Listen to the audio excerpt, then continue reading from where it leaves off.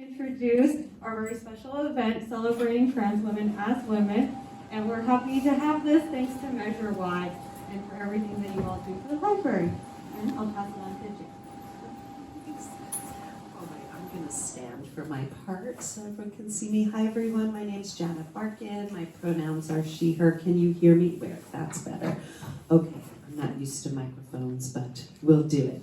So, welcome to our program celebrating trans women as women, celebrating trans women during Women's History Month. And I'm so grateful to the library and for Megan and for Jody for bringing us here. We've done a few programs together in Sonoma, but haven't made it all the way up here. So I'm really glad to be in this wonderful Windsor, beautiful Windsor community.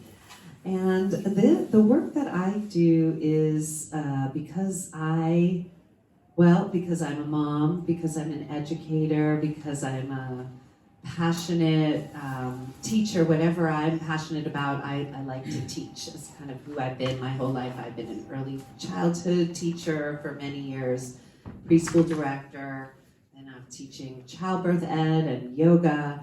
And then when my own son invited me in, I'll say, because he didn't really come out, there was no one time telling me, it was more over time developing an understanding that he is transgender. And like I said, it developed over time. I call myself I was ignorant, and it wasn't to mean that in a negative way. It was just not knowing what I didn't know.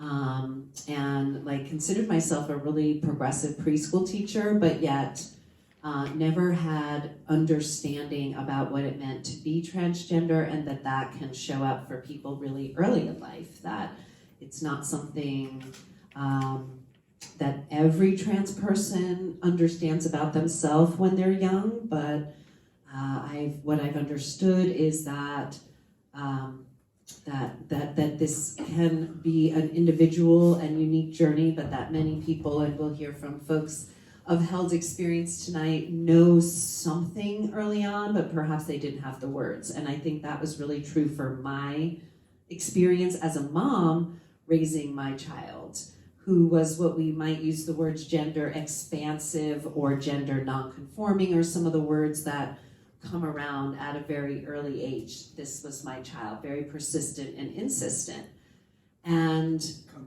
consistent.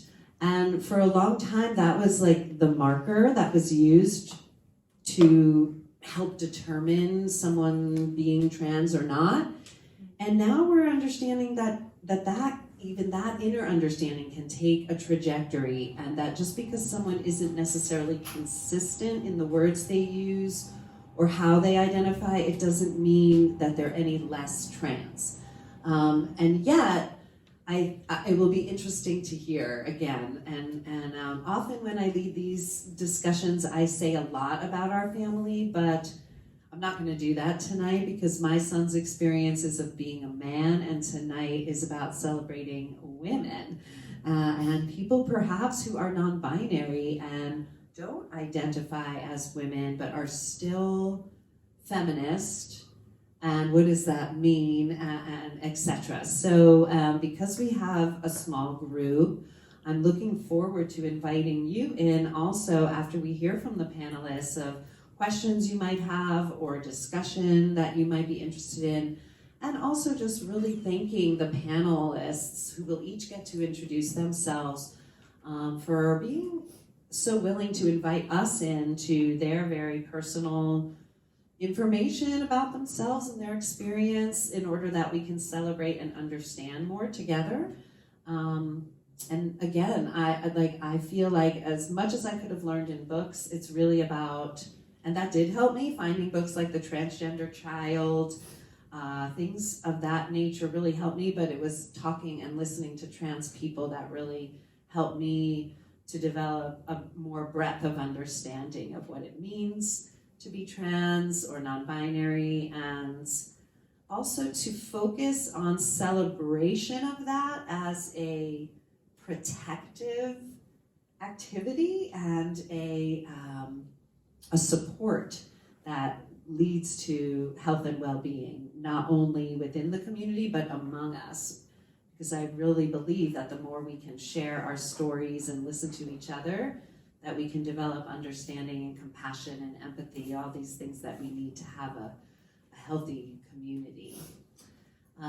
So what else? I work at the SPAR Center, which is in Marin County, and we do LGBTQ plus community, and also folks living with HIV or affected by AIDS. And so we serve those communities. We do harm reduction in the community. We have a food pantry, and I just so appreciate all the services that are here, which I'd love to hear from people who live in Sonoma about where they access their resources. And if you'd like to stay in touch, we have a email list you can sign and take my card. So yeah, let's see what else I want to say before I pass it off to the panelists. My book, He's Always Been My Son, has been a support, and it's part memoir, part educational. So again, one story about one family and on my trans son, and I really appreciate, again, like, he lets me tell his story. So if I do bring him up for any reason tonight, he's given me that permission. And here we are, these folks are inviting you in, are inviting you to ask questions, and also appreciate respecting that they may or may not choose to answer that question. So yeah, so thank you so much all for being here. I'd like to pass it now to the panelists because they have great stories to tell us, and then we'll come back for some audience questions. And I also have some questions in case you feel shy tonight. All right, so first off, we're gonna have Jacqueline Nugent. You don't have to stand, but if you'd like to stand, please do. It's easier if you can see everyone. Hi, my name is Jackie Nugent. I'm a trans woman. I'm 73 years old. I transitioned in my 50s. I was born in New York, and when I was about 10 or 12 years old, I read a book, Turnabout by Thorne Smith. And in it, the husband and wife wake up in each other's bodies. And I thought, it's a morality tale about neither male nor female have a better life in this world. But I was very religious, so I would go to bed every night praying that God would change me into a woman. Needless to say, it doesn't work that way. So I was also raised Catholic. Catholic mothers are just like Jewish mothers, teaching their children shame and guilt. So I had so much shame and guilt. It wasn't until, like I said, late 40s, early 50s that I began to work on myself and get past that. One of the things that happened is a teacher at Santa Rosa JC transitioned, and I got to meet Diane Giles, and she started a support group for trans women. I went to it for a couple of years, and then as trans women were starting to transition and get surgery, I wasn't ready to deal with that, and so I walked away. I was very lucky, though, that I had a good therapist, and I was able to transition in 2004. So I've been very lucky, and I consider Diane, this was an amazing woman.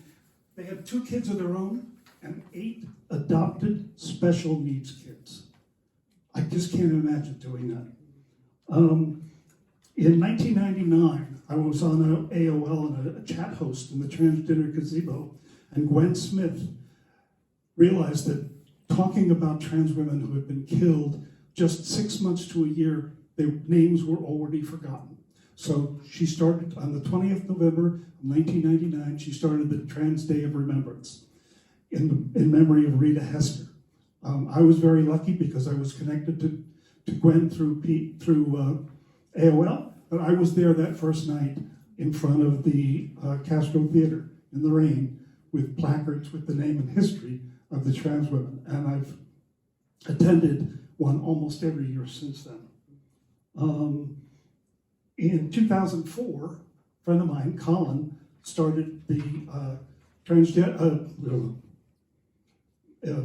F to M Sonoma County, and because the men had been coming to Diane's group, which was all about trans women, and like on Christmas we did gift exchanges, And of course, all the women brought female gifts. So they were very happy when my spouse, who's butch lesbian, would buy male gifts for the gift exchange.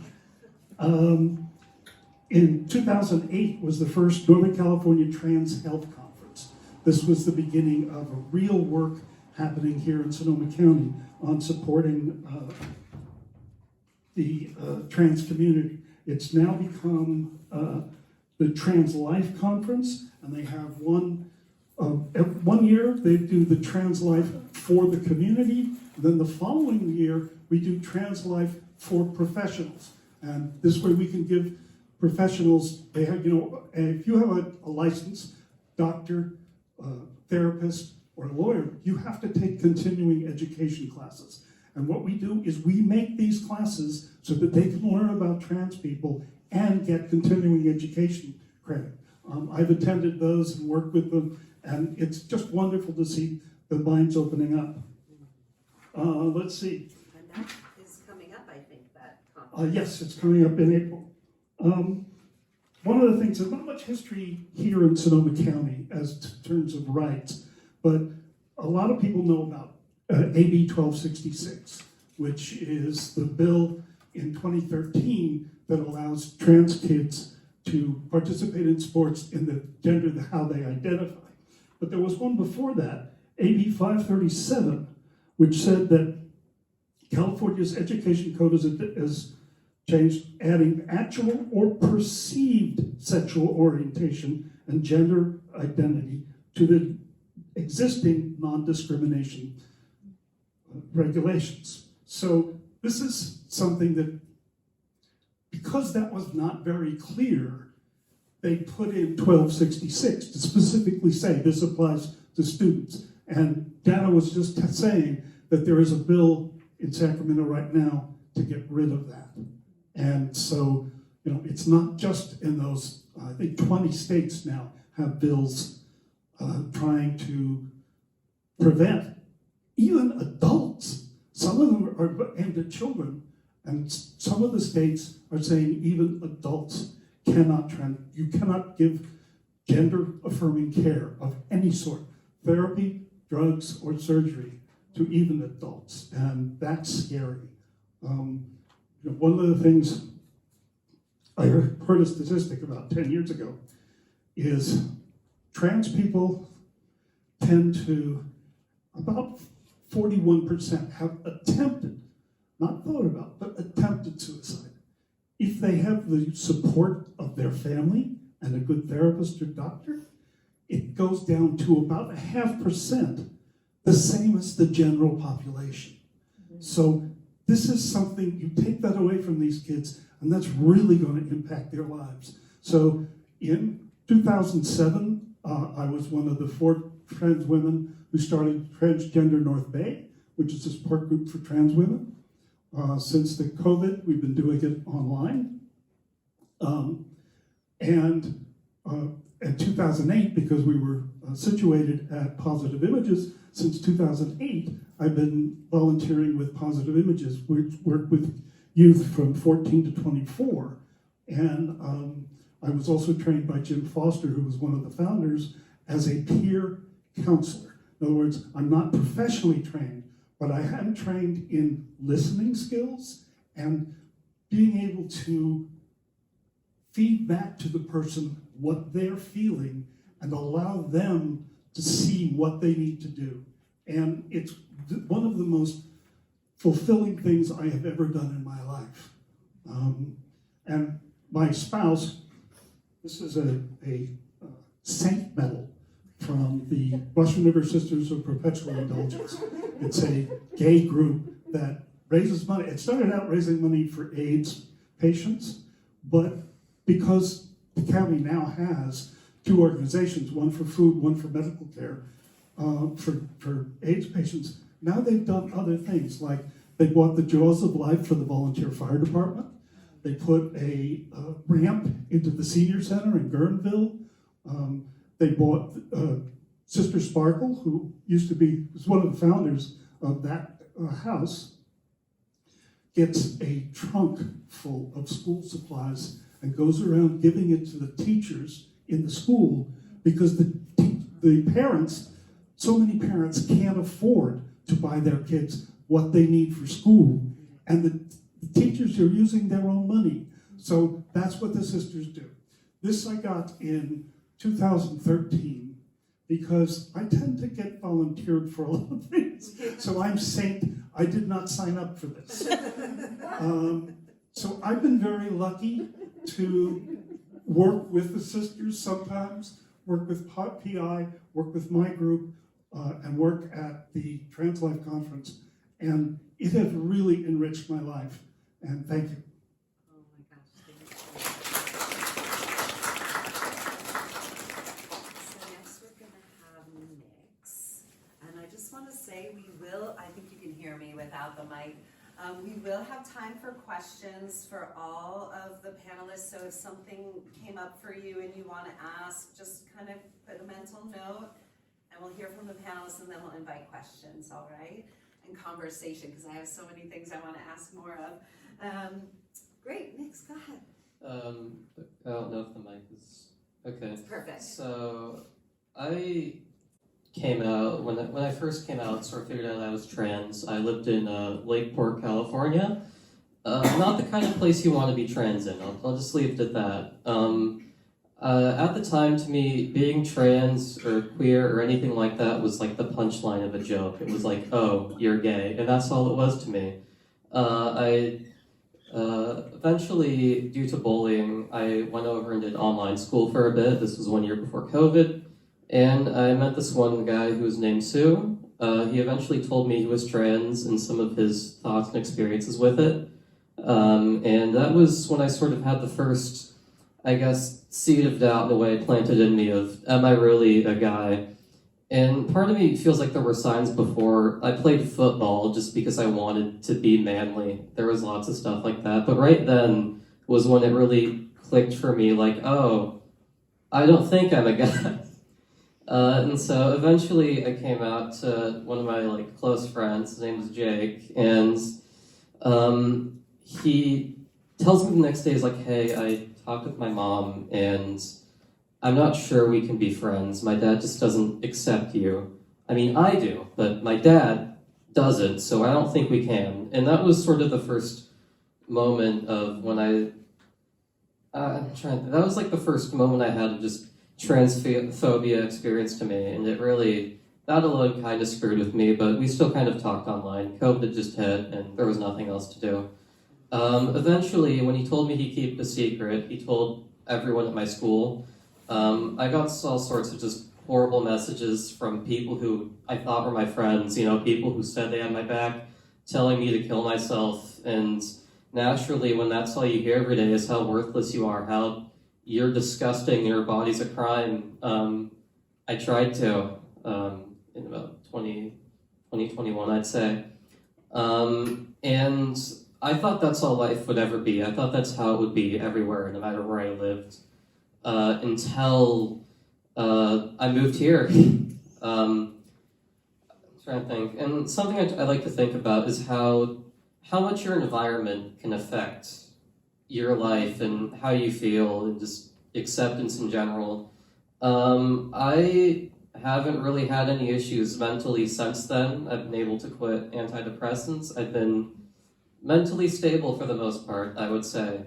But, here it's like I've been able to get access to HRT. I don't think I've had my moments where I feel down, but I haven't felt like killing myself ever to that extent. And it's weird to think now just how much that change of just acceptance really helped me and helps me stay alive, really. That's all I really want to talk about, I guess, was just that.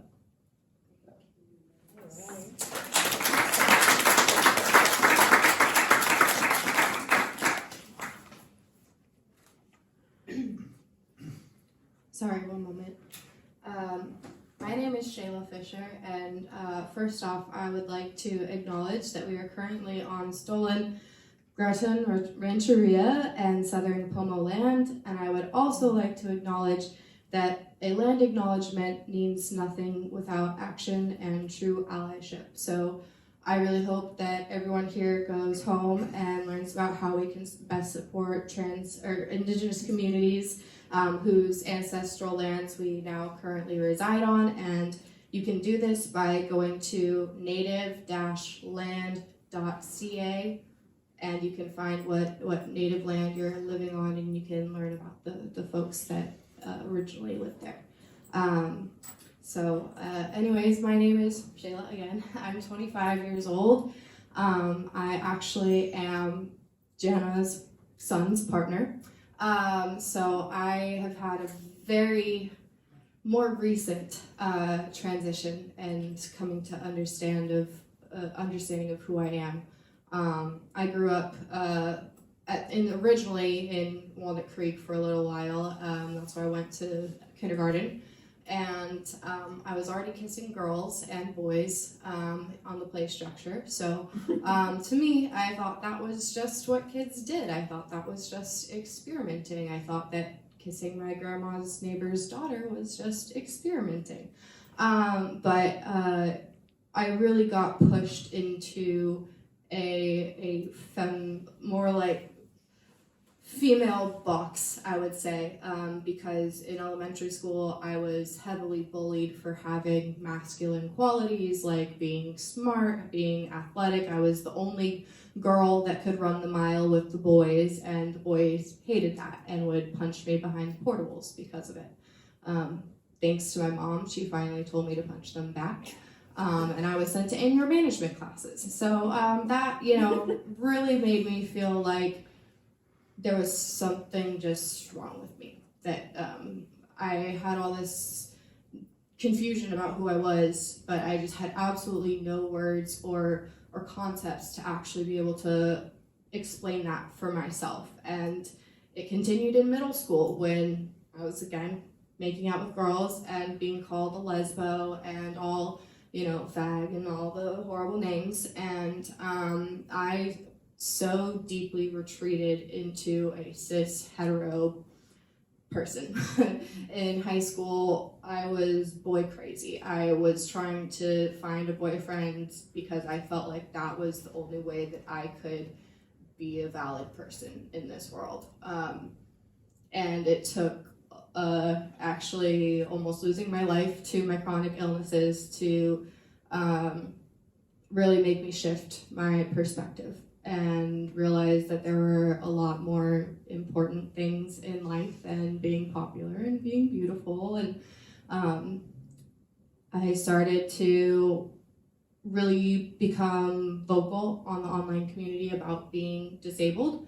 And I found a lot of peace and support in that community. And it honestly was not until college when I met Amaya, Janna's son, and I went to UC Santa Cruz, where I'm pretty sure like 3/4 of us were queer. But it was just, all of my friends were some sort of queer. And for the first time in my life, I had words to explain how I felt and who I was, and I saw the opportunities for who I could become to be my most fulfilled self. And I first came into my sexuality with understanding that I wasn't just straight, I was pansexual, and I think that really helped lead into me figuring out what my true gender identity was. And because it was so deeply repressed in me, I'm still figuring it out right now. This is actually one of my first times really being out and open about who I am. I have a TikTok of almost 75,000 followers, and I mostly talk about my chronic illness content, but I've more recently started talking about my queer identities, and because of that, I've had my feed be filled with just so much hate, just so many people saying that we should be murdered, that we shouldn't deserve to exist, that we, especially trans, and I've seen this mostly aimed at trans women. I've seen most of the hate directed at trans women, and I have similar experiences to trans women. I'm not a trans woman, I'm a non-binary person that has experienced what it's like to be treated as a woman. And that's atrocious in itself. And so I have so much love and compassion for the trans women in my community and in the world, because I just see so much coming at them right now. And it's so many of these bills that we're talking about, they're very heavily going to impact our youth and them being able to find their own identities. My own cousin just came out to me for the first time, and I feel a responsibility to talk to my Catholic grandma about how to best support us, because I want to open that door without them having to do that for themselves as a young 13 or 14-year-old. I don't know how old they are. I should know, they're my cousin. Anyways, I'm here because I have a love and compassion for all queer and trans people, but especially in this day and age, I want to extend my deepest love and support and gratitude to the trans women who really have led so much of this movement, and these women here who I feel like such a baby queer compared to them, you know, like they've done such amazing stuff, and I just hope that I can use my voice and my experiences to do something just as great or somewhat as great as they've done. So yeah, I'll pass it over to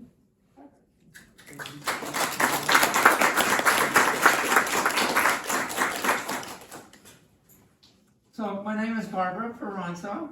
I am the pastor at First Congregational Church of San Rafael. We are in what we call an open and affirming congregation of the United Church of Christ. So my story begins in Latrobe, Pennsylvania, which is just southeast of Pittsburgh. Latrobe is the home of Arnold Palmer, Fred Rogers, as in Mr. Rogers, Rolling Rock Beer, and the Banana Split, and moi. That's a lot of sweet stuff. Indeed. So the thing is, though, is we never lived in Latrobe, and so that means I was born in a place I never lived. So there's something to that, and I should probably find a therapist and go through that. So the week after Easter, though, I was born in November, then Easter, and the week after that, Easter, I would be baptized into the Lutheran Church. I am United Church of Christ now and have been for over 30 years. But I was started off Lutheran, and my faith journey would play a large part of who I am today. Soon after I was born, Mom and Dad, though, they found an apartment that we could live in just south of Pittsburgh. And then a few years later, they found a place in Gibsonia, which is just north. If you take Route 8, just north, it is north of Pittsburgh. And so that's kind of where my trans journey began, that I know about. It was a dark and stormy night when my trans journey began at the Richland Township Community Building. We were having our holiday, our Christmas kindergarten party in mid-December. My guess is it was on a Friday, close to Christmas, and so it would have been December 18th. But be that as it may, it was sometime in the mid-December. We had our Christmas party. I had just turned 5 the month before. Mom had me dressed in these stiff desert boots that would not bend at the toes, stiff corduroys that would not bend at the knees, and Mom starched everything, so I had this white starched shirt that would not bend at the elbows. But I did have a soft red sweater vest over that, and I liked this red soft sweater vest. And I remember standing at the wine and cheese table, except when you're 5 years old, it's Christmas cookies and punch. It's Hawaiian punch with ginger ale and a slice of orange floating on top. So as I stood there with a Christmas cookie in one hand and a cup of punch in the other, The door opens. The street lights had come on, so it's probably 5-ish. The street lights had come on, the wind was blowing, and all the rain was coming down sideways, and the old dried up leaves were dancing all over the place as when you could look outside. And then the door closed, and there stood Beth. Behind her was Beth's mom. All I could see was Beth and Beth's mom's knees.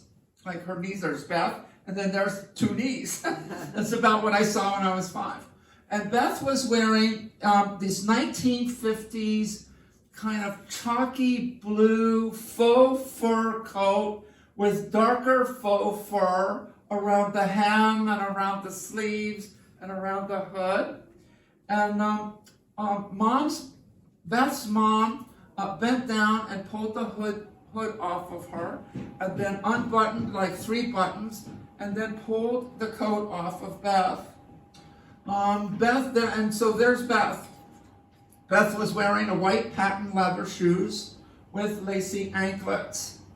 White chiffon dress. Her shoes probably didn't bend at the toes either. But she had on these white patent leather shoes with lacy anklets and white chiffon dress it was embellished with eyelets. She had gossamer blonde hair and porcelain white skin and the deepest blue eyes. I mean, if you look up on a high sky blue California day, remember that?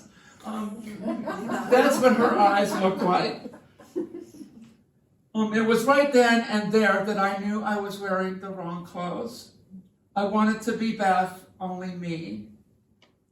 That night, and for the next, this is something we share in common. That night, for the next 50 years, I prayed that somehow that I would wake up as a girl, that somehow the night was magic. My 5-year-old prayer was something like, please God, wave your magic wand, send your minions of angels, blink, whatever it is that you do to be God, do that tonight so that in the morning I can be a girl. Notice that I was 5 years old. I was 5. The year was 1959. There was no internet. I knew nothing of Christine Jorgensen. I was only 5, but yet I knew something without words, without verbalizing, without something. The only thing I knew is I wanted to be a girl, that my body did not match what I now know as my gender. Over time, of course, my prayer would become more mature and would be different, but the request would be the same. God, can I be a girl in the morning by the time I wake up? When I turned 8, we left Pittsburgh for San Rafael, California. Dad had been transferred to San Francisco. At San Rafael, I played Little League and had a paper route. I delivered papers for the San Rafael Independent Journal at the time. We went to Candlestick Park and saw the Giants play. I learned how to play golf. I learned how to play tennis. We hunted, our kids, we hunted for lizards and snakes. And I bought a Schwinn Stingray bicycle with my paper route money. And I was okay with being a kid. It's when puberty started to kick in that I started to freak out a little.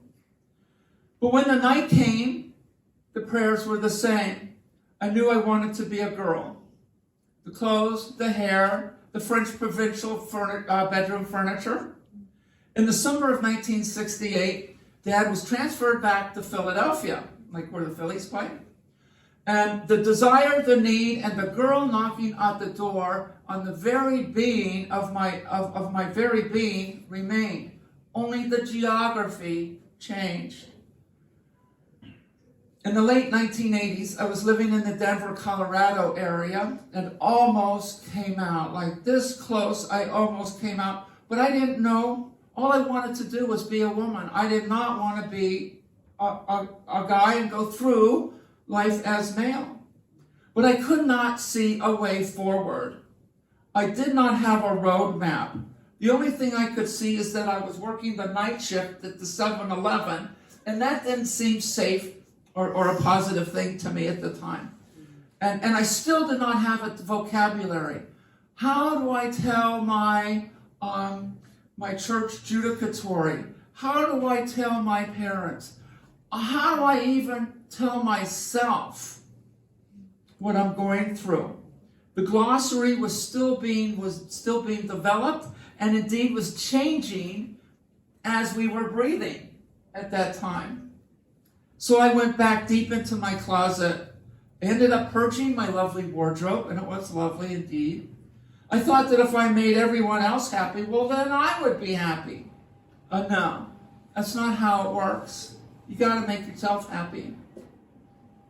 Jumping forward to the night when 2009 turned into 2010, I decided to go out for New Year's Eve outing. My thought was to get this desire to be a woman and dress as a woman out of my head. I wanted one last glorious night. Well, that night wasn't the end of anything. It was the new beginning of who I am. My therapist at one point asked me if I had any regrets. And I said I had one. I wished I had emerged sooner. As I was emerging, which I like better than transition, because that sounds more like my experience, as I was emerging or as I was becoming into my authentic self, I read on Yahoo, or maybe it was AOL, that a 10-year-old trans girl was transitioning in Ohio. The grandfather said that she was too young to make this decision. So let's be clear, transgender is not about sex or anything sexual. At somewhere around 2 or 4 years old, we all, each of us, enter our own age of awareness. We become aware of our surroundings and that we are somehow separated from our surroundings and yet part of the surroundings. But we find ourselves in the middle of it. We know that we like chocolate ice cream better than liver and onions. We know that if the bath water is too hot, too cold, or just right, and we are able to say so during this time. We're able to tell the difference between a mom and a dad. We can look at the mirror and see us. It's not just another baby. I see me in the mirror. And we know somehow that even though we have boy parts, that we still feel like a girl, that our body is incongruent with how we feel. So being very trans is buried deep inside. It's we're hardwired to be transgender. There's nothing we can do about it. It is who we are. Our gender identity is developed in utero. Just like we have no control over the color of our eyes or the color of our skin, which hand is dominant, where we are born, the color of our hair. Oh, wait a minute, we do have control of that. Gender, too, is a gift, along with everything else that we are born with. That being trans is about what's between our ears. Who we are attracted to sexually is between our legs. They are two separate, different things. Trans women and trans men get to figure out who they are attracted to after they figure out, or during, while they're figuring out who they are. Two different things. And it finally occurred to me one day, it's a flash, I get these flashes from God now and then, and God said, you are a woman. I made you a woman. Now do something about it. You are empowered to go be who you are. So I did that, and here I am. I am married to someone I once dated back in the 1980s. And after 30 years of not saying anything to each other, we reconnected and got married. Currently, I am, again, the pastor of First Congregational Church of San Rafael, an open and affirming congregation of the United Church of Christ. And life is groovy.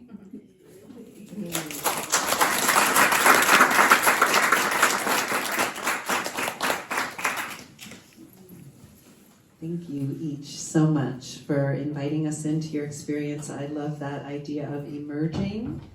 And another word that I hear to be used perhaps alongside of or in lieu of transition is finding congruence. And you mentioned that word of when things feel incongruent. And then so for me, I reflect on that all of us can have that experience as we go through life of finding congruence. And when our brain and our bodies match, such as for me, I'm cisgender, the brain I have matches my body as far as I can feel, then we don't often question our gender because we often fit into the expectations of society. And sometimes we don't. Sometimes we might have perhaps feminine or masculine or non-binary, non-gendered qualities, but I still have an anchored sense of my gender. And never once was I asked, how do you know that I'm a girl or I'm a woman? But many, many times I was asked, how does my child know? How can he know, or she at the time, so young, how could? And I think some of it came from maybe what he knew or how he knew he wasn't. And I think I heard that echoed in each of you of this time of maybe you didn't have the words, but there was this feeling of, And maybe we could call it questioning. From my understanding, the LGBTQ plus, all the letters, Q sometimes stands for questioning, sometimes stands for queer. So I heard a lot about that, and It stands for both. Stands for both, thank you. So I want to invite the audience. I have lots of questions, but I would like to invite you to ask our panelists. So I'll come around with the mic if you Can like. I say something Or, about the of course. congruence? Please. So being transgender, just to be clear, is not about surgeries. It's not about hormones or let's be clear, hormone replacement therapy. We're replacing one set of hormones with another set of hormones. It's not growth hormones. It's not performance enhancing hormones. We're replacing one set with another set of hormones that there's that. But the reason we do that is not to make us transgender. We're already transgender. We were born transgender. Any sort of medication, any sort of surgeries make our bodies, we can change our bodies, but we cannot change who we are. So our bodies then, it makes it more congruent to who we are. So I just wanted to make that clear, if I did that. Yes, you definitely did. So questions from the group here, or comments or additions? Oh, and I don't need a mic. You don't, you're gonna speak Yeah. out, okay. So I'm curious, and I really hope that this is an affirmative answer, is with each of you, did your families accept your authentic self, or was that, or not? And how did you deal with it?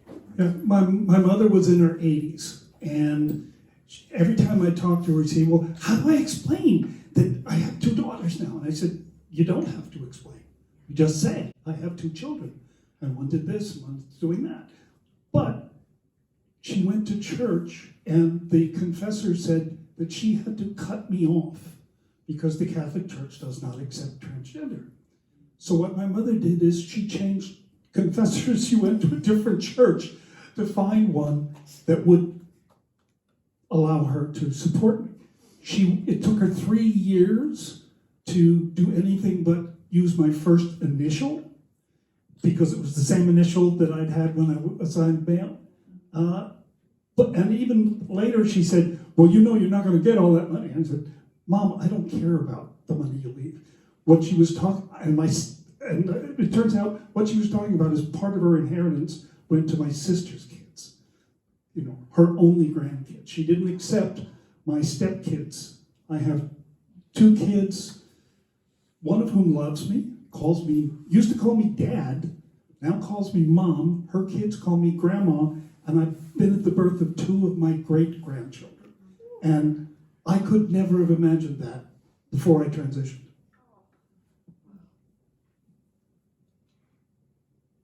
The short answer is no. Talk about shame and guilt. You don't have to be Catholic or Jewish. No. Oh, that's kind of. Mom had a corner on that one. No, they did not accept me. Dad died, and then I transitioned after that. Kind of chicken, but I did. That's how I worked it. And then, because it wasn't going to work, I don't know how it would work any other way. But anyway, Mom was in her 80s, and she had a rough time. The night she died was that she had Alzheimer's, and so she was in a place for Alzheimer's and mental health, like that. So I get the call about 2 a.m. I get down there by 3, and on her nightstand was like a pewter angel with a ribbon on it, and it's this big pewter angel, and on the ribbon it says, "Drive safely, daughter." So that's kind of how I know Mom came around at some point. So there was that.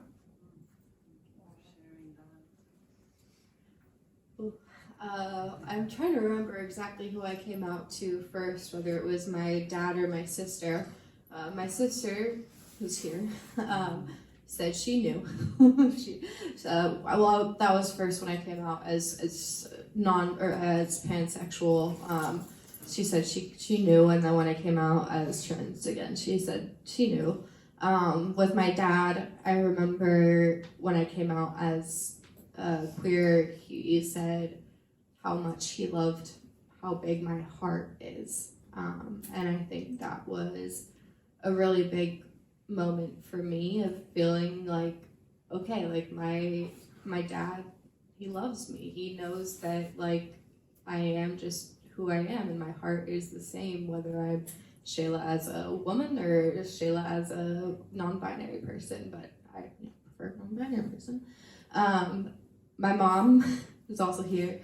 I think I remember her saying that she loved me, and just kind of, I think she asked me what it meant, like what did non-binary meant, and I remember having to explain that to her. But after that, she really started to do the work to try and better understand, and I think from the get-go, I knew she loved me no matter what. But I think what really stands out to me is her desire to understand me more and to come to something like this and not just support me, but support trans women and the trans community as a whole. And I think I'm very, very fortunate that I grew up with a family that is loving. And there's still my grandma, as I mentioned before. That conversation is actually hopefully going to happen this weekend. So that we'll see how that goes. But I have confidence that she loves me no matter what, and it may take her time to understand how to use the right pronouns or to not send me granddaughter cards for my birthday and Christmas and everything. But I know that she will love me and my cousin no matter what, and she may not be as involved in the work because she's turning 80, but she still loves me, and that's the most important thing for me, I guess. I guess for me it's yes with an asterisk next to it. I first came out to my mom, and she was pretty accepting. It was very awkward because she's like, what do you want me to do with this information now? And to be honest, I didn't really know. I was like, well, you know now, I guess. And so at that time, it was like summer, so back to school clothing shopping and all that was happening. And I hadn't really told my dad, like he knew, but not really. And so the whole time, my mom was like kind of pressuring me into getting more like feminine clothing. I didn't really like it at all, but for about 2-3 months, it was just, how come you're shopping in the men's section? You're a woman now. You have to do the woman thing. You have to do this. And I feel like I had to prove it to her in a way. It was very strange. I told my dad, just vaguely mentioned hormone blockers, not even HRT, just blockers, and his response to that was just, hell no. And so it sort of just stayed at that state for a while, probably like 4 or 5 months, until eventually he just sort of accepted it. It was really awkward because around that time too, I remember, it's a sort of side story, I was in the car, and this was about a week after he found out, and he's like, you know, I remember around the time when I was your age, I thought I liked boys too. I'm like, that's a completely separate topic, but okay. But yeah, it was sort of just in this like state of like kind of accepting for a while. When it came to grandparents, they still don't really accept me, I don't think. Like, they call me my preferred name, and then you see him after it. But that's sort of where I am now. My parents fully accept me. My grandparents are, it's whatever with them. I only see them once a year.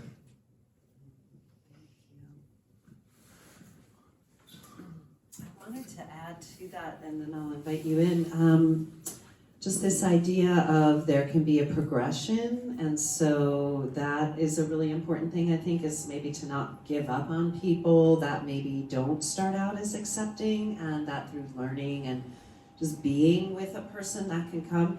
And also just want to say that my mom is also 80. Actually, she's, anyway, and she didn't hesitate. So I don't think that we want to assign an age to when people can be open and accepting, and that actually I challenge that notion, that I think that people at any age can be lots of different ways, and that we shouldn't shortchange any generation, and that also we shouldn't assume that just because people are 20 or 25 that they are accepting, because I've noticed that as well, that where I think like, oh, everybody gets this now, and it's just not the case. There's still a lot of bullying going on in schools, and I think it is really important to like hear from our peers and our elders and people that have held experience so that we can learn and grow together. So thank you so much again for sharing your points. Yeah? You don't need it. How do you deal with somebody that confuses gender roles, and sex? I love that, like the distinction between, and some of you brought that up, it's like there's gender and then there's the society's gender roles, right? A good example is my mom was accepting before she passed away. I lived with her for most of the last 5 years of her life and took care of her. And one day she looked at me, because I'm cleaning house, and she goes, how are you ever going to learn to be a woman if you can't clean house? And I looked at her because she had a very dear friend. That woman could not keep house to save her life. You'd walk into her house, there's trash and garbage on the floor, blah, blah, blah. And I said, Mom, are you trying to tell me that Jewel Mayhew is not a woman? And my mom's eyes got wide and big, and she said, okay. And it kind of clicked. But it was a generational thing. I mean, she was born in 1926. And this is sometime between 2005 and 2010 when we had that conversation. So what you're saying is like, okay, if you're going to be a woman, you're going to do it this way. Yeah, well, okay, a woman has to do the housework and yes. the cooking, and then the man goes, and then, oh, hell no. Yeah, You know? which I think, Nyx, you were kind of saying like about the clothes. Will you talk a little bit more about that, and then we'll pass it on down? Yeah, so my parents have a weird habit in general of just assigning gender to things. So with clothing, I tried to go for like a lot of non-binary stuff for the most part. I wore a gray marmot hoodie for about 3 years straight. And that was, I just tried to stick with non-binary because at the time I'm like, I don't want to make anyone uncomfortable, you know? And that was sort of for others, but at the same time myself, because I didn't really feel comfortable, because I hadn't really transitioned at all at that point. So I just wanted to make progress, you know, baby steps, non-binary clothing, I bleached my hair, stuff like that. And then, I don't know, I've tried to get this idea to them, because I don't really see myself as, like, fully female, I just don't. And I've tried to explain that to them, they still don't get it. I don't know, I try. A common trait they have is like assigning things as like ladylike. Oh, that's ladylike behavior, or that's not ladylike behavior. You need to be better about that, which is very frustrating and hard to explain. But I've had enough arguments to keep talking with them about that, I guess. That's all I think. Yeah, I think like this idea of that clothing may or may not have a gender, right? And I do see that in society, things continue to be challenged, you know, who has long hair, what used to be gender norms perhaps have shifted. But yeah, I think still people think in binary terms, and even like, why isn't a flannel, it is a woman's clothing because this woman is wearing it, right? And like I tease because I'm very cis. I know that in typical stereotype or heterosexual mama, whatever, but I curse a blue streak. Like, is that not female? It's not necessarily considered like you said, ladylike or something like that. So as women have challenged gender norms, so have trans people. And that kind of brings me, Barbara wanted to answer this question, so I don't want to get off the topic. So do either one of you want to like answer this piece about gender norms and like that? So we'll go to Chayla and then Jackie, and Barbara wanted to answer that too. I want to speak on the idea of like motherhood. I think that is one of the biggest gender norms that has been difficult for me. I, growing up, was always the little kid playing Barbies when my sister was always the mom. So I think it makes a lot of sense for me that I personally do not connect to the idea of motherhood. And that's not necessarily a female trait, but that's what we associate, with being female, is that having the sexual organs to be able to create life. And there's this idea in society that if you don't use those organs to create life, you're not as valid of a woman or a human being. And so I remember actually like the first time I kind of told my mom and grandma that I didn't want to have kids, and they said something to the tune of like, oh, your clock will tick, like when you're 30, your clock will tick. But I just have such a deep understanding of myself that I know that I never want to grow an alien being in my stomach. I don't want the elbows poking. I don't want that. I also don't want to be a mother. I don't want to have to raise a kid. I will be communally raising kids as a camp counselor, as helping my sister who's an elementary school teacher right now, but I don't connect to that. And it's definitely been, I think, something that my family has had to come around to accepting that I'm never gonna have kids. I'm not gonna make grandkids for them. I'll have grandpuppies, grandkitties, maybe some grand goats eventually. But yeah, I think that was definitely one of the biggest gender norms that I had to kind of like come to terms with and overcome for myself. So Parents. yeah, and my parents. Parents, because then they can talk back to the grandparents. Yeah. Okay, so the question I hear is gender roles, gender, sexuality, things like that. Yes. So I would like to invite you to my whiteboard. So we've got 4 different things here, right? So you've got, this is our human kind of sexual gender stuff going on, like who it is we actually are. So at first we are, and then the trans community, we say, assigned at birth. So what is it that we are assigned at birth? So you're either like boy or girl. But look, here's a whole line in between. And so these are when we say binary, this is what we mean. You are assigned at birth. What is your biological sex?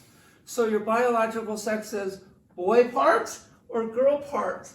But we know that there's intersex parts. There are ambiguous parts. And so the binary just kind of doesn't hold. It falls apart sometimes. Indeed. And then there is our gender identity. Let's do gender identity. So you have, I feel like a boy, or I feel like a boy, or a girl. Okay, so here's your binary. Like Mr. Macho and very feminine. But we got folks in the middle, right? We have folks in the middle. So we also have gender expression. How do we express who we are? So you have masculine, feminine. What was the other one? Oh, identity. I feel like male. I feel like girl. Or you can have something in the middle. Or, and that's like two-dimensional. Make it three-dimensional. Whoa! So everything gets kind of global and three-dimensional. And then you have gender expression. What clothes do we wear? So a male is going to wear a suit and a tie, maybe, flannel shirt and blue jeans. Woman over here is going to wear a dress or maybe a pantsuit, right? But check it out. So you're female, but your gender expression maybe here, that you like Liz Claiborne, more stylish, kind of masculine looking things, but still on the feminine side. So where is that? It does not fall into the binary. It's in between. And a lot of us are actually in between if we take a look. Then we have our, who are we attracted to, right? So the girl is supposed to be attracted to the boy is supposed to be attracted to the woman, right? So it's man, woman. But we find out that the girl is attracted to the girl, the woman.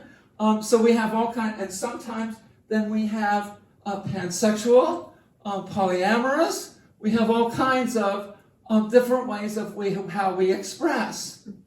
Now, gender roles is another, it's like a fifth dimension of who we are. That's been blown out of the water for decades. We have male nurses, we have women doctors, we have men lawyers, we have women lawyers, we have men paralegals. And non-binary lawyers. And we have non-binary, exactly, and this whole thing, but there's your paradigm right there, and those are your binaries, and nobody actually falls in these binaries. Very few people are going to fall straight into these binaries. Did you visualize it? Yeah. We also have the attitudes for genders like aggression is male and things like that, and yet we still have these ideas of like the mama bear or the tiger mom, very aggressive, but they're never viewed as masculine. Right. And when you look at it, they're not on a they're individual traits. They're not a gender trait, but people want to assign them as a gender trait. Like the aggressive, you got I mean, I grew up. My mom told me all the time, "Oh, you're too sensitive to be a man." So So I wonder how much of that is misogyny. It's built into the system. Right, and despite that, I did 23 years in the Army. Right. So Wow. One of the things I noticed when I first got into the trans community is a lot of trans women in denial will go super, super masculine. There's one friend of mine, she joined basically she was a medic who was parachuted behind enemy lines in the Korean War for pilots. It's like the most dangerous, demanding job she could find. SEALs, Yeah, and so that's a lot of us do that kind of denial beforehand. One friend of mine wanted to restore an old 50s American Motors car, and all her friends said, "Well, you can't do that once you transition." And then she met another friend of mine who sold tools professionally and transitioned while she was doing it. One of those strap-on trucks with $500,000 tools in it. There are no limits. exactly. So I have a Mustang, and I like to detail my Mustang when the weather's nice, right? Right. So I do that.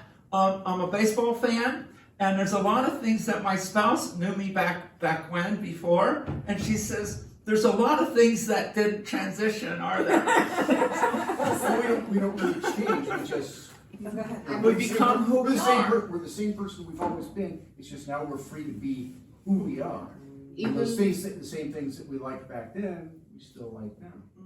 for myself, Exactly. I've always enjoyed doing makeup and wearing fancy clothes and getting dressed up, and like, yes, that's a feminine quality in in what our society terms it. But for me, this is just how I like to look. I'm non-binary. I'm not a woman, but I like to dress like this, and this is just how I feel comfortable. And I do like to dress more masculine at times, but again, like that part of me didn't change. I dress the same as I did before, but my understanding of who I am and like my confidence in who I am has grown immensely.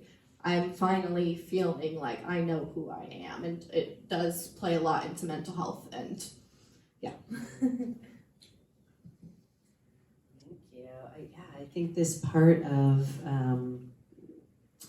it is a time, right? And it's a time where you mentioned, I have heard a few things about you found a lot of queer community in school, and then I also heard, I knew when I was 5 when there was no internet, right? Because what I hear from a lot of parents that I do support with is, well, they just heard about it on the internet, or they fell in with a group of friends, and so those friends influenced them. Those friends decided, or it's the internet.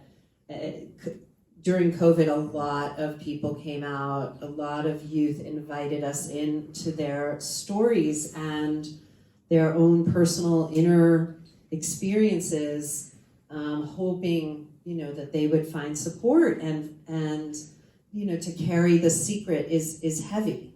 I think a lot of us can relate to that, regardless of whether we're trans or not. It's just living with a secret can be so heavy. And COVID was a time where actually people were home, and so maybe they had more time to explore themselves and also find a safe place. For some, it was better at home, away from school, and for others, it was not good to be home away from school because school was where they were safe and home wasn't. And then for some, it was the opposite. So knowing from a very early time doesn't mean that every trans person shows that. And I hear from a lot of you that some people try really hard to not show that. Like a friend of mine will say that she was the best boy she could be, including a bully, all the stereotypes that would keep people from focusing on what was really inner truth for her. And that, we don't want people to wait on, if you do come out in your 50s, I celebrate that with you. But if you could have come out sooner, I celebrate that too, because I feel that the sooner people get to be themselves and really be not thinking about how do I live in this world, but how do I live in this world, right? And like, what is the effect I'm gonna have? Like these people sharing their stories to me is so impactful because we learn from each other what I can't learn in a book, right? So I wonder if we could share, and then I'll come back to audience for more questions, a moment of trans joy.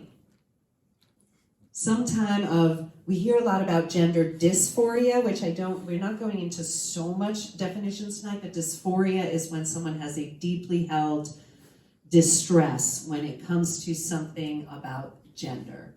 And when we call it gender dysphoria. And that is actually, until hopefully soon, but right now that is the diagnosis that someone needs to access any type of gender affirmation, including legal name changes, things that actually have nothing to do with medicine, but then also to access medical care. They will need that diagnosis, whether they're actually feeling dysphoric, meaning depressed, anxious, or not. Some people don't.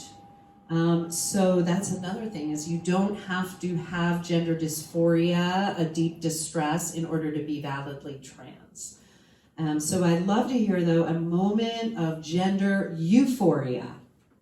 Okay, Jackie's got hers. So I checked around and I found out that Dr. Brassard in Canada was doing surgeries, and for a lot of trans women, they have to go to an electrolysis and have all of the genital hair burned away. But this doctor didn't. So I come out of surgery, I'm recovering, and my spouse was with me, and after a couple of days, they take out the packing, and I could stand up, and I had them come in and said, "Look, I was so proud." And all they could see was bruising from here to there, and they were ready to kill the surgeon. But I was happy.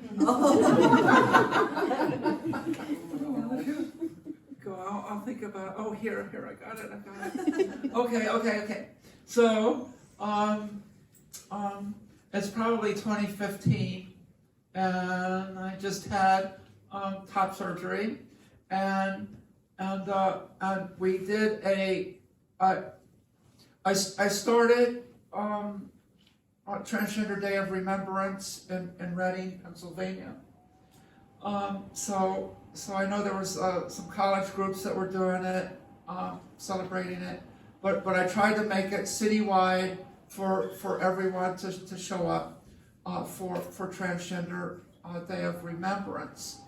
And so we had a Transgender Day of Remembrance in Reading, and afterwards then, of course, we had this reception, and somebody was a cake decorator at the local grocery store, and they made this cake that was just in honor of me, and they gave it to me, and the whole like LGBT, or the who's who, the LGBTQ community of Reading was there that night, celebrating my journey, and that was really great, and I remember that, and I have some pictures of that, and I appreciate my time in Reading, Pennsylvania, and all the folks there that accepted me and brought me in, and I couldn't have done it without them. So Thank you for sharing I would say I have two moments that are a bit brief. My first one would be the day that I heard someone in one of my classes at UC Santa Cruz explain how they understood themselves as being non-binary, and just that explanation, the way that they said it, just like the way that it clicked in my brain finally for the first time, like where I was like, oh my God, that is my exact experience. That is exactly why I feel so disconnected to myself. And I was able to finally find my true self just because this one person was kind enough to share with our class what it was like for them to be non-binary. And that was just that was the first time I had the words to explain how I felt in my experience. And the second one would be, I've mentioned before, my young cousin coming out to me. It was over cookie making, actually, last Christmas. I made a pansexual flag cookie, and my cousin looks at me and is like, "Did you do that on purpose?" And I'm like, "Yeah." Like, they were like, "Is that the pansexual flag?" And I was like, "Yeah." And they were like, "You're queer?" And I was like, "Yeah, I'm pansexual and non-binary." And they just like the way that they opened up to me and shared so much so quickly. Like, it felt like it was one of the first times that they were able to like find someone in the family, or like, you know, that's not just a friend, you know, to explain that, and just seeing that they felt comfortable enough to talk to me about that, and that they brought me in and they continue to bring me in. I think like that just really makes me feel proud of myself for being out there, and proud of my cousin for finding it in themselves also to come out to me. So yeah. I think for me it was, okay, so I had to get my hormone blocker implant done in San Francisco, which is obviously a far drive from here. And so on the way there, I had a lot of time to kill, and I ended up scheduling an appointment to get my ears pierced. And just that day, like, I'd never really worn jewelry before, so just having earrings in, which is something I never thought I'd ever do just in my life. I thought my mom would say no just when I mentioned it. Felt so good, like, just, I never expected to be able to get any sorts of piercings, and it felt really cool to be able to do that, and just with everything else that's going on, it felt very reaffirming. That's so interesting to me too, because my son has pierced ears as well, and he wears very specifically two diamond studs. And he had that from a really young age, consistent with his presentation. He kind of made me think of like the rap stars of the day, like Eminem or somebody like that, who he grew up watching, right? It was very masculine and had two pierced ears. And that's changed too, right? Like now guys, if they do, or women, many people get many different kinds of piercings. And it's not like if you have one earring, this means that, or this means that, right? So norms change, and I love that it was affirming for you to get ears pierced, and also for my son to have ears pierced. So interesting. Thank you for sharing that. My son's euphoria was so obvious at our first trans march.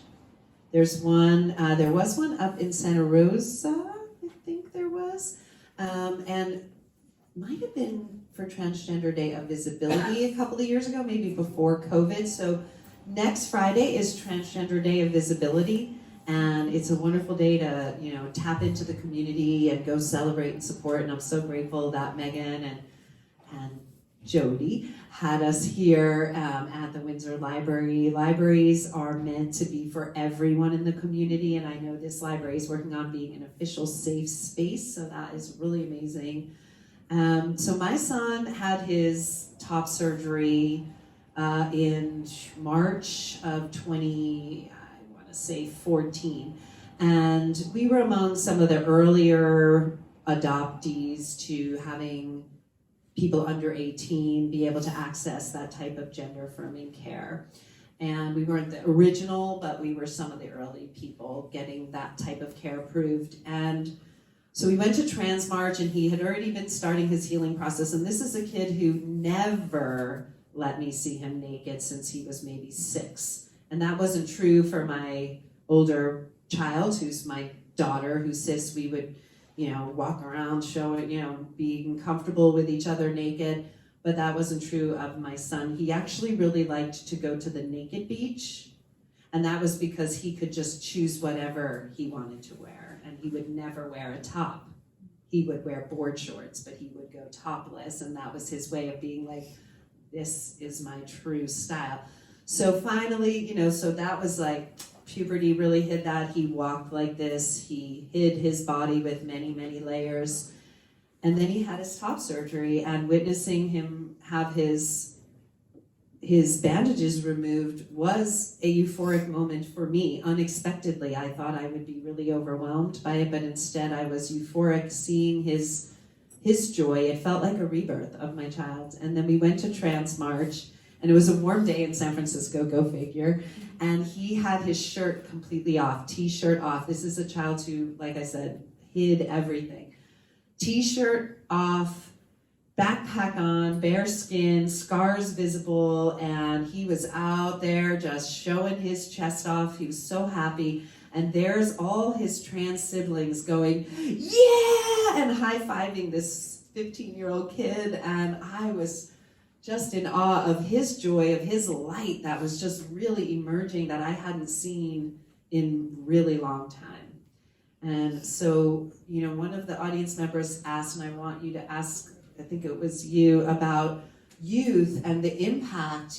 That is, for me, not every person wants or needs surgeries, but there are many people who also don't have the access. And this question is leading toward that. Thank you. Yes, I'm just concerned for all the youth in Florida,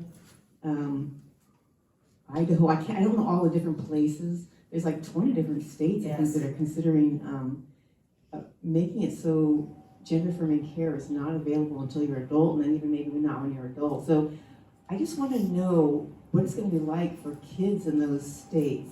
If you guys could help us understand. For kids and For the parents who want to support them, yeah? How comes I've talked to a few people online about it, and for a lot of them, it is genuinely just very scary, especially for those in states where schools have to report that, like, oh yeah, this student is transgender, and don't have accepting parents. Something that they feel, and I feel along with this too, because I don't really feel safe in California. I think just because it's not happening here doesn't mean it will always be that way. But there is genuinely just this anxiety of like, how much longer do I have left to where I can be like this? And I'm not even in one of those areas. I can't imagine how scared a lot of them might be that, what will happen if they are found out to be trans. Will they ever get the care they need? Because like when you don't have care, that is like crushing to your mental health.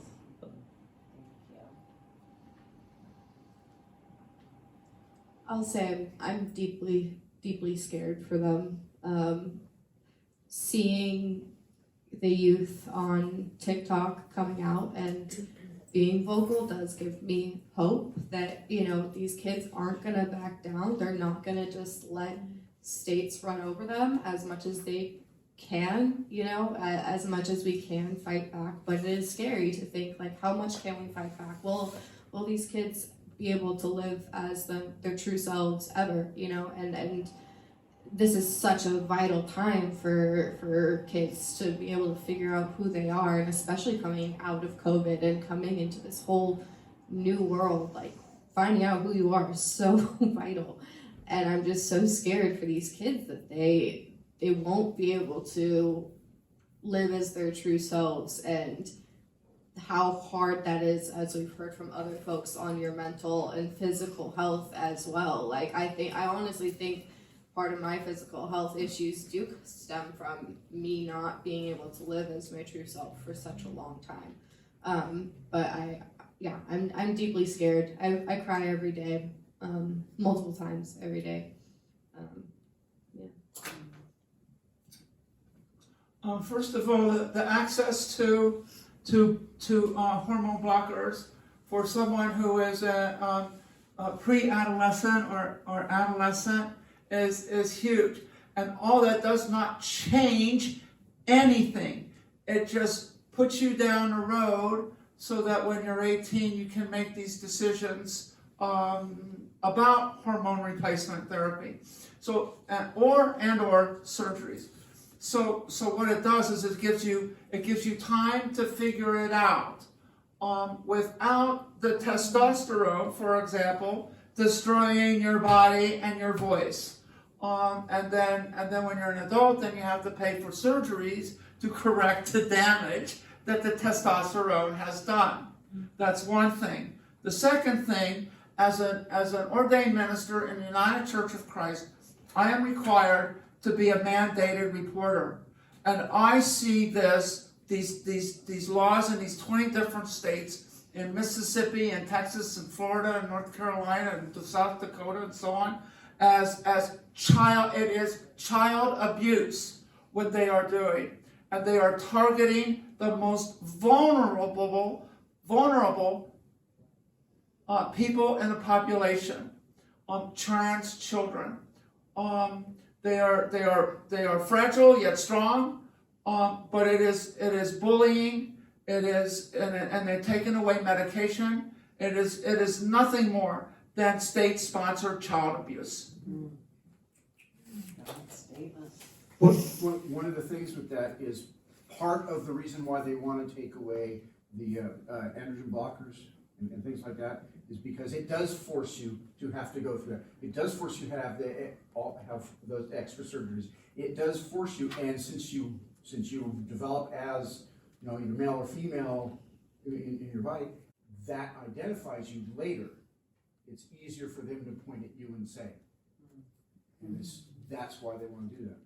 Yeah, I have to say, I get emails from both Transgender Law Center and ACLU, and they're fighting it because there's a Center for Excellence at UCSF for transgender care, and all of the major medical associations accept it as best practice to allow children. So the question is, with our far right-wing Supreme Court, are they going to be able to accept the truth that this is not something horrible or damaging? It's the reverse, not allowing children to be themselves is damaging. I want to add one thing. We talked about our own gender euphoria. I was, back around 2009, I was the leader of the trans youth group. And I had this young person who was AFAB, assigned female at birth, come in. And I'd said, well, we have a closet upstairs to try out other clothes. So they went upstairs and came back down in masculine clothes, and I have never seen anybody that happy. It gave me chills. And they told me, you're the first person who knows. And I said, I hope you find more support, because the difference that made in how they stood, how they felt about themselves was just awesome. And I'd love to see it.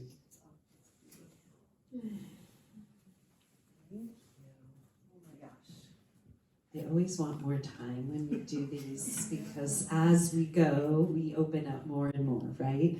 So we'll be here afterward, but I want to honor the library's time and your time by ending on that note that yes, there are very respected organizations working toward trans rights, and that I invite you to reach out to them, the ACLU, Transgender Law Center, the National Center for Transgender Equality, National Center for Lesbian Rights, and then HRC, and then Equality California. Write to your representatives, whether you think you think that they're the biggest supporters, great. Remind them that you vote, right? And write to Governor Newsom. He's an amazing supporter of trans youth. There are states that are sanctuary states. Minnesota is a sanctuary state now, and may we be that as well. There are people fleeing states, and then there are people that can't, right? Because this is also about your economic status, your religion in your family, your culture. And so there's lots of layers, we might call them intersectionalities, where there might be more or less challenges depending on that, and we don't want people to have to move away from Texas in order to be safe. We don't want them to have to move from their homes and their families, but there are many families doing that. And then there are others who are moving into those states, which is like, wow, I think that's really an amazing gift to go and be like, no, I'm gonna go vote in Florida, and I'm gonna cast that vote. So thank you again, all of the panelists, so much, and to all of you in the audience and the library as well. And all of you, congratulations.